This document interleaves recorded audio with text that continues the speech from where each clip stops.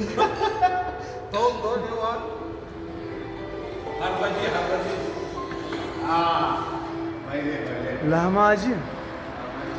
चलो जाओ पे हरभजी